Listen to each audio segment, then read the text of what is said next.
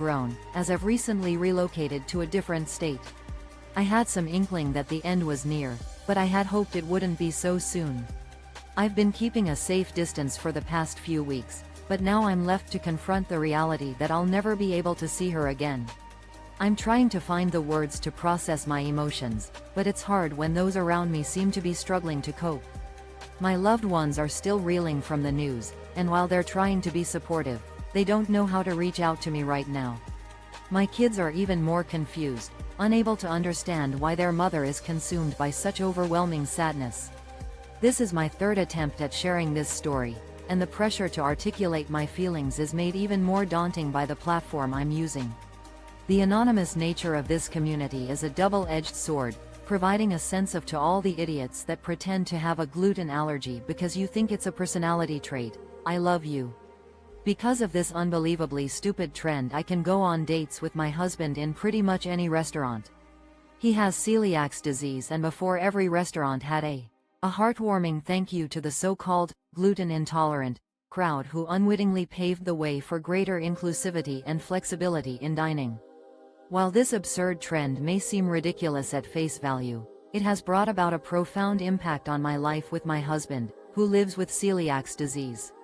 Before the widespread adoption of gluten-free menus and labeling, venturing out to restaurants often required exhaustive research and a barrage of questions for waiters who were just as clueless as we were.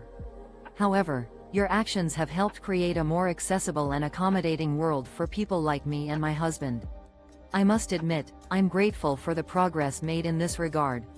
Now, if we could see a similar shift in attitude towards accessibility for the mobility impaired, perhaps we'll finally see the widespread implementation of ramps and other essential accommodations, making public spaces truly inclusive and welcoming for all. Unionized UPS drivers in Ohio deliver compliance maliciously. Source: UPS has been requiring drivers to work Saturdays as overtime to avoid hiring more full-time employees. The drivers have been resisting and ignoring the warning letters given. UPS sought to increase UPS drivers in Ohio make a stand against unfair work policies. Source: a long-standing dispute between UPS management and unionized drivers in Ohio has been brewing over the company's decision to require overtime on Saturdays rather than hiring additional full-time employees. The drivers have consistently pushed back against this policy, choosing to ignore warning letters from the company. In response to UPS's attempt to increase penalties for non-compliance, the drivers devised a clever plan. On a recent Saturday, the full contingent of drivers reported for work, far exceeding the number needed to handle the day's workload. As a result, the lower-paid part-time workers were sent home early, while the full-time drivers worked a full shift, entitled to overtime pay. This strategic move effectively highlighted the company's unwillingness to address the issue and find a more equitable solution. AITA for pushing my wife when she hit our son? I 32M am married to my wife 31F.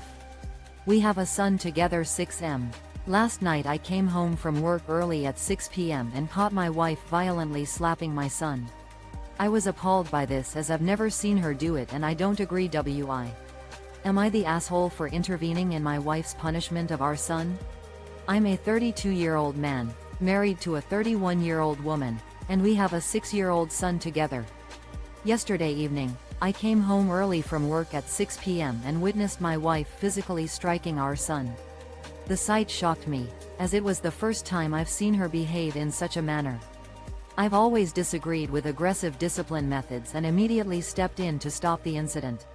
However, my wife refused to heed my warning, which led me to take more decisive action and gently but firmly separate her from our son.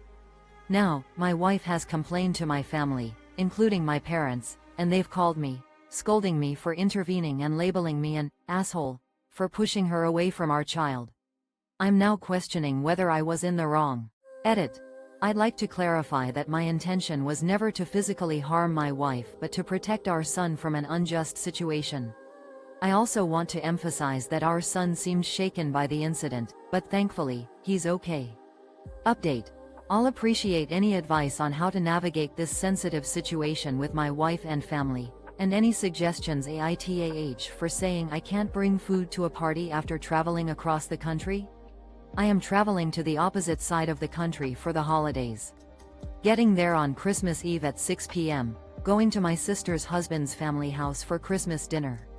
That family asked am I the a-hole for declining to bring food to a party after a long road trip? I'm heading to the opposite side of the country for the holidays. My arrival is set for Christmas Eve at 6 p.m., where I'll be attending a dinner at my sister's husband's family house.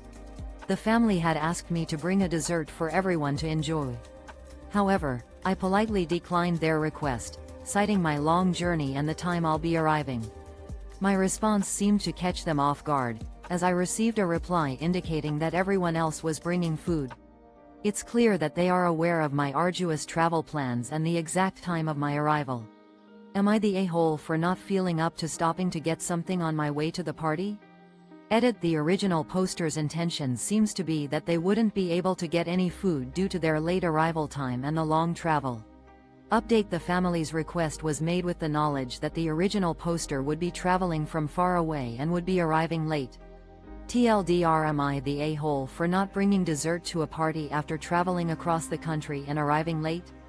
AITA. For calling a guy a loser after he said he didn't like my outfit?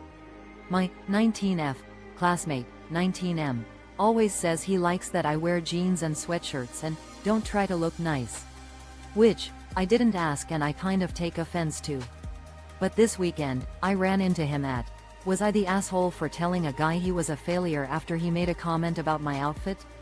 My 19-year-old classmate, a 19-year-old male, often comments that he prefers the way I dress for school in casual attire like jeans and sweatshirts. This statement, unasked for and slightly condescending, rubs me the wrong way.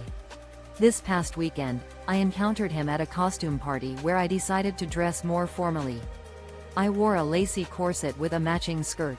He approached me and mentioned that he preferred my usual school attire, saying that dressing up would only lead to people objectifying me. I responded by calling him a loser, and implying that I didn't appreciate his opinion, reiterating that I didn't ask for it. He then called me a name and left the party. Edit. This post was edited for clarity and grammar. Update. This story has been updated to maintain reader engagement and comprehension. TLDR. A young woman wore a dressy outfit to a costume party, and her classmate, who often prefers her casual school attire, commented that she would only be objectified if she dressed up. The young woman called him a loser, which led. My grandfather wants me to prank people after his dies. He told me that at his age he hasn't got very long left and asked me to promise to do something. He said he'll give me his phone and after